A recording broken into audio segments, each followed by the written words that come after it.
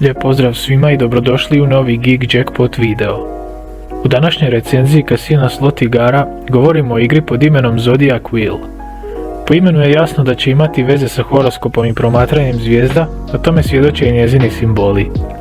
Kada već govorimo o simbolima, vrijedi spomenuti da je ovo jedna od jako rijetkih igara koji imaju wild simbol te čak dva različita scatter simbola, a unatoč tome nemaju bonus vrtnje niti neke značajke tog tipa.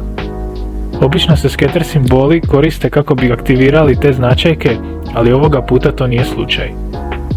Wild simboli se pojavljuju samo na drugoj, trećoj i četvrtoj roli, a mijenjaju sve simbole osim scattera kako bi povećali šanse igrača za dobitkom. Pritom se radi o proširujućim wild simbolima koji će zauzeti cijelu rolu u kojoj su zamijenili neki od drugih simbola. Scatter simboli su simbol knjige i mape. Svojstvo simbola s knjigom je da igrač može s minimalno 3 takva simbola ostvariti dobitak gdje god ih otvorio, dok je svojstvo skatera s mapom da se pojavljuje samo u prvoj, trećoj i petoj roli, a ako ih igrač otvori sve u jednoj vrtnji, dolazi do dobitka.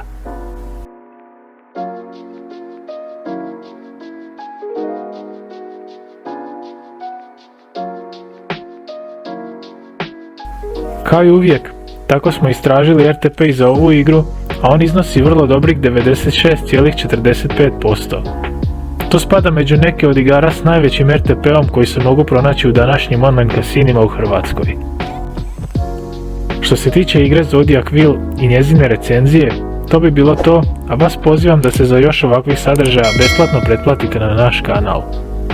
Pozdrav do idućeg videa.